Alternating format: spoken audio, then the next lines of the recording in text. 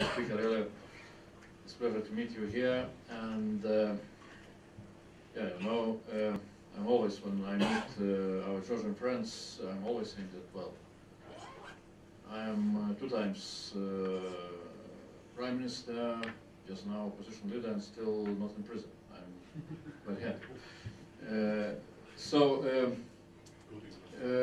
You explained quite a lot about the changes which are going on in Georgia. Really very interesting, and we wish also success.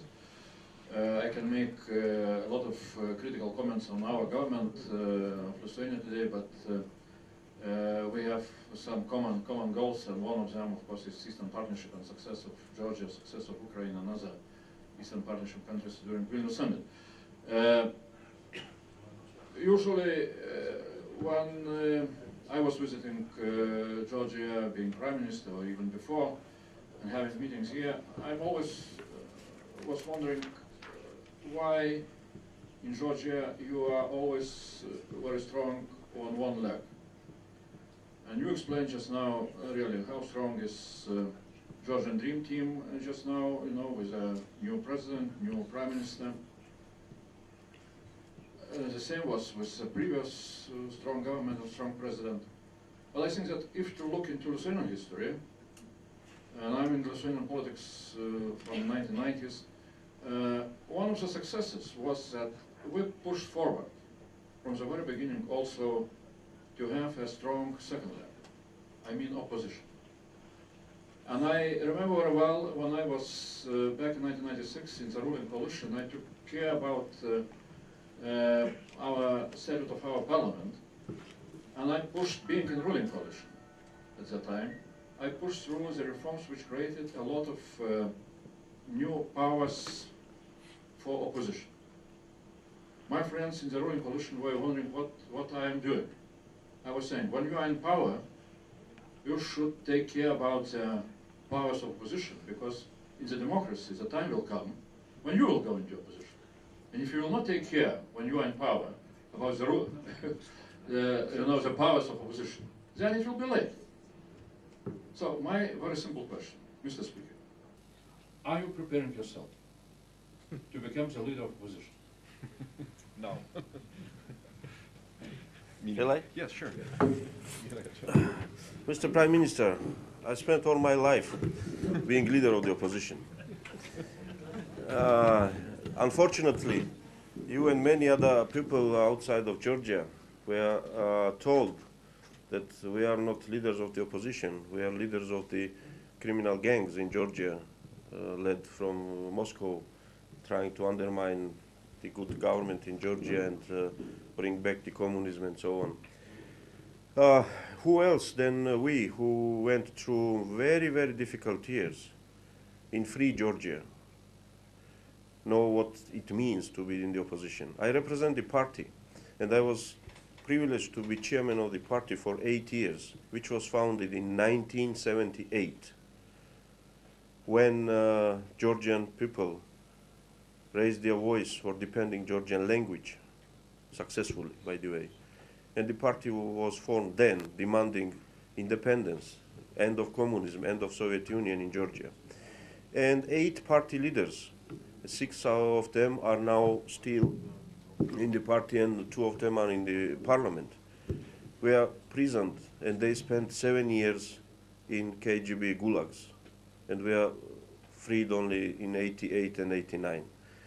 So we do know some things about sufferings from authoritarian government and what it means to be opposition leader when you have just nothing to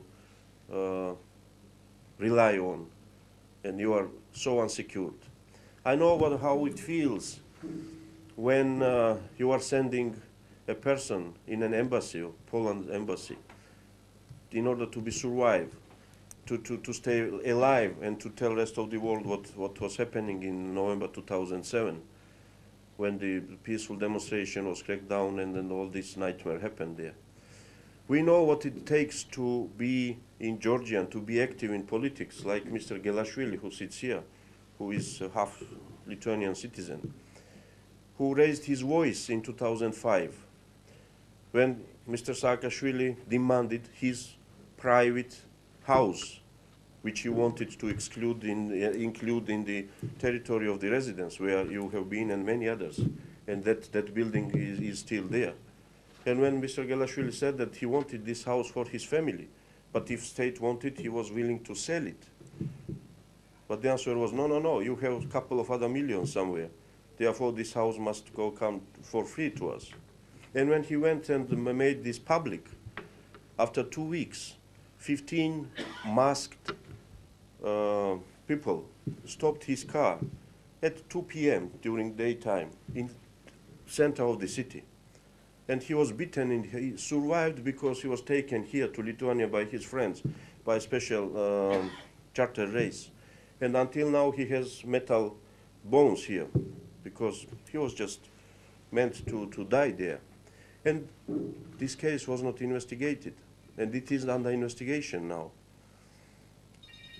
And if that case leads to somebody, I don't know, is that Mr. Vashadze, Mr. Usupashvili, Mr. Merabishvili, your colleague Prime Minister, or my colleague, former Speaker, or I don't know, anybody.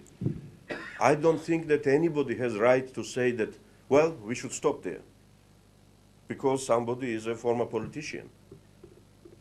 This is the reality in Georgia.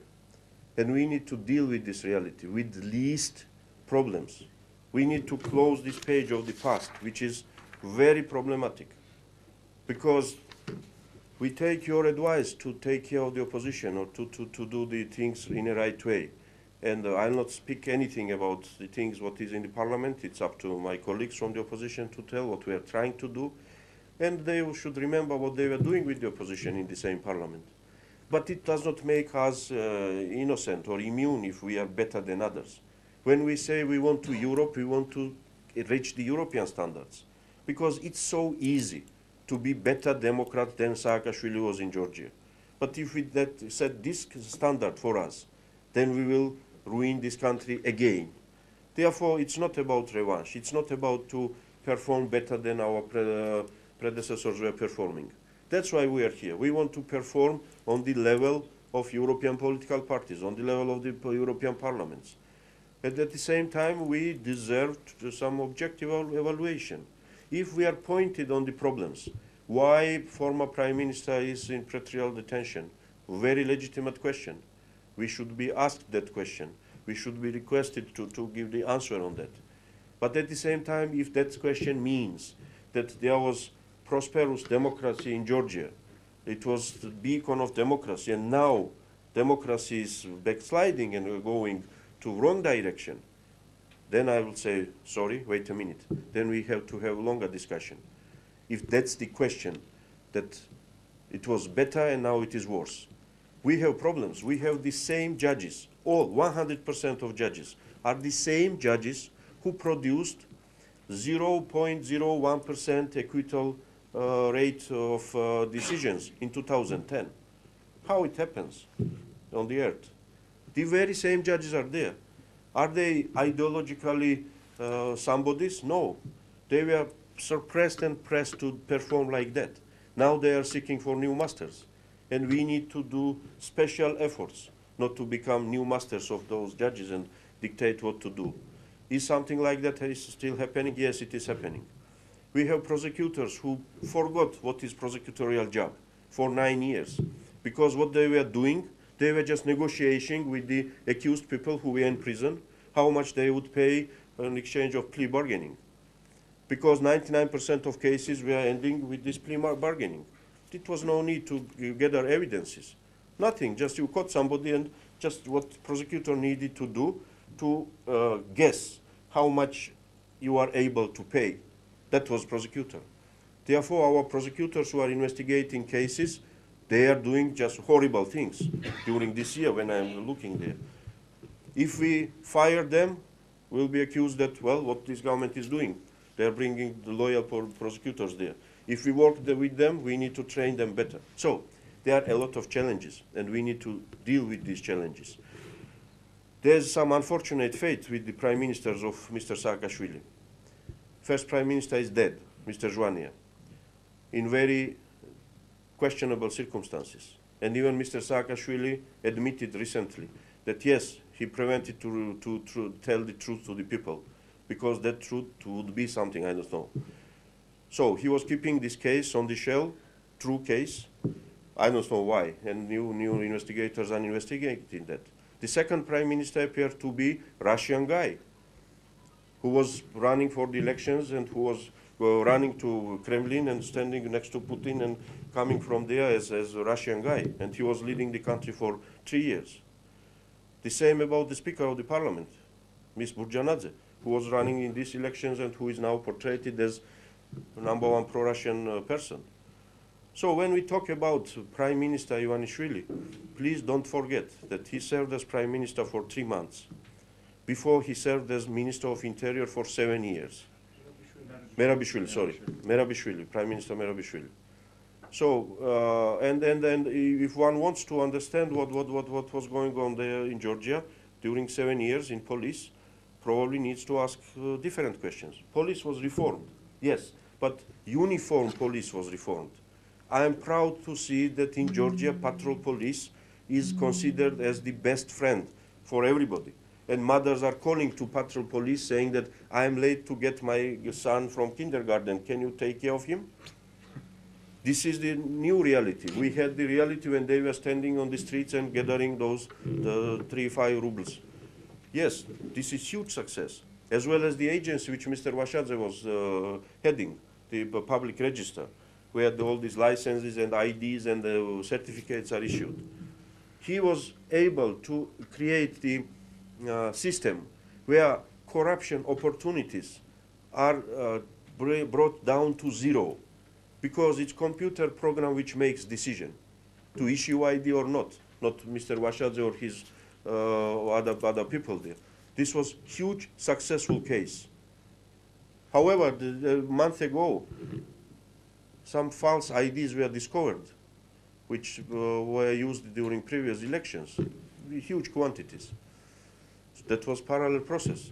Together with uniform police, which we are proud of, we have police without uniform, who were responsible of taping 25,000 files, videotapes from our bedrooms, from our private places, 25,000 files, which were stored in that same police where Mr. Merabishvili was head.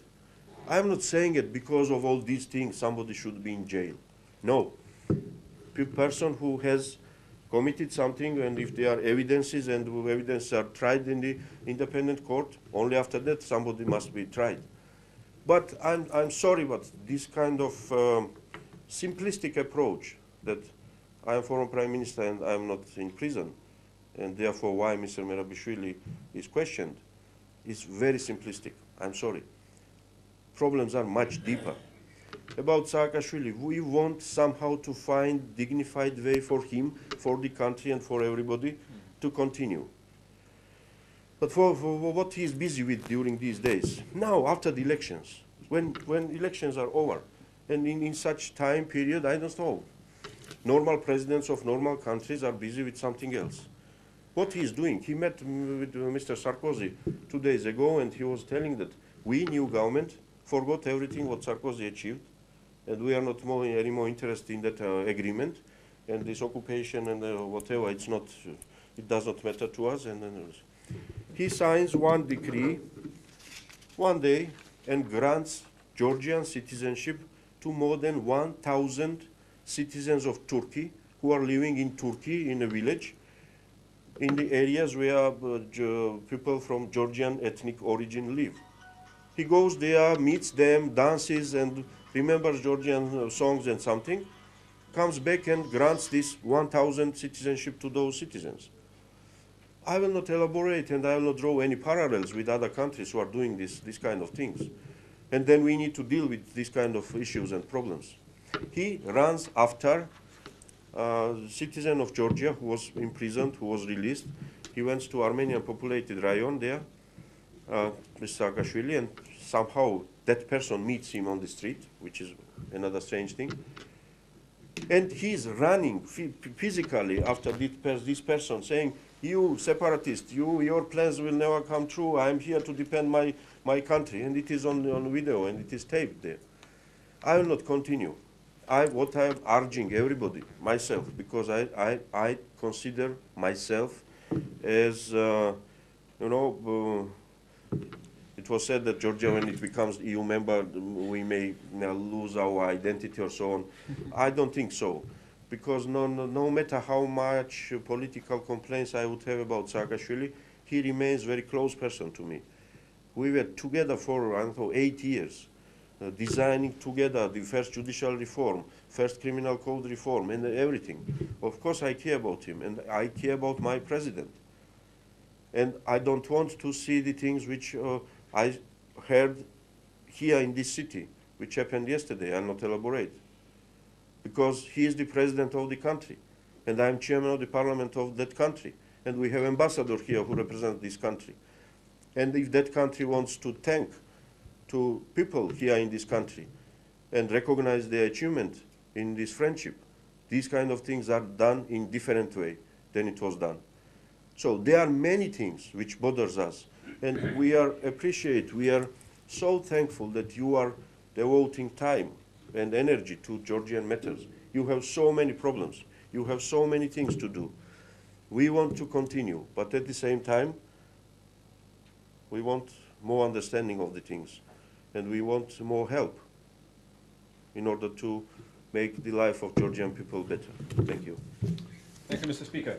I'm looking around for one more question, if it would come, because time is running out. No hands raised. Mr. Speaker, well, thank you indeed very much for your very frank and open language. I mean, you talk to us. I think this is very, very important, I mean, to talk this language among partners and those who really might support and do support you. In fact, there is a strong group of friends of Georgia, and we hope we will remain in this group. You can bound on us and come with, every time, with different agenda, and you will have somebody to talk.